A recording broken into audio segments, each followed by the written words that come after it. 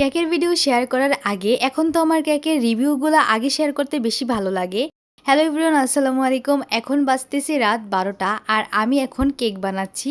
একটু আগেই আমার একটা কাস্টমার কেকের অর্ডার দিয়ে যায় আর বলে যায় যে পরের দিন 3টা বাজে লাগবে দুপুরে। চাইলে আমি কেকটা সকালেই বানাতে পারতাম, কিন্তু কেকটা সকালে বানালে আমাকে অনেকগুলো প্রবলেম ফেস করতে হবে। প্রথমত কেক বানাতে অনেক সময় লাগে, আর যতটুকু সময় লাগে তার চেয়েও বেশি সময় ফ্রিজে রাখতে হবে যাতে কেকটা ভালোভাবে সেট হয়ে যায়। আর প্রায় সময় সকালবেলা আমাদের এদিকে গ্যাস থাকে না, গ্যাসের প্রচুর পরিমাণে প্রবলেম। তো সবকিছু চিন্তা করে আমি ভাবলাম যে রাত্রে আমি কেকটা বানিয়ে কমপ্লিট করে ফেলি। আর গরমের কথা আলাদা করে আর কি বলবো, দিনের বেলায় এত বেশি গরম পড়ে, মানে গরমে কেকের ক্রিম অনেক বেশি গলে, যার কারণে আরো বেশি সমস্যা হয়। আমার তো মনে হয় শীতকালে কেক বানানো অনেক বেশি আরাম, মানে কেক বানাতে অনেক বেশি আরাম লাগে। কেকের ক্রিম যেভাবে বিট করি ওইভাবেই লাস্ট পর্যন্ত থাকে, একটুও গলে না।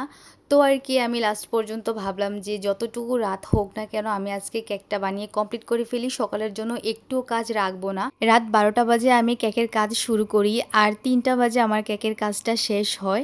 আর আজকের এই কেকটা নিয়েছিল আমার রিপিট একজন কাস্টমার। প্রতিবারের মতো আজকেও আমার কেকটা তাদের কাছে খুবই ভালো লেগেছে।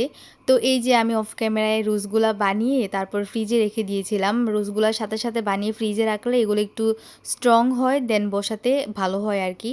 তো এই ছিল আমার আজকের কেকের ফাইনাল লুক। কার কাছে কেমন লেগেছে একটা কমেন্ট করে যাবে। আর কেউ যদি আমার কাছে কেক অর্ডার করতে চাও তাহলে 2 দিন আগে আমাকে কেকের অর্ডারটা দিয়ে রাখবে। আমি রিল্যাক্সভাবে তাহলে কেকটা বানাতে পারবো। আর না হলে খুবই তাড়াহুড়োর মধ্যে কেক বানাতে হয়, মানে এটা আমার জন্য একটু কষ্ট হয়ে যায় আর কি। তো গাইস, এই ছিল আমার আজকের ভিডিও। তোমাদের সাথে দেখা হবে আমার পরের ভিডিওতে। ভালো থাকবে সবাই, আল্লাহ হাফেজ।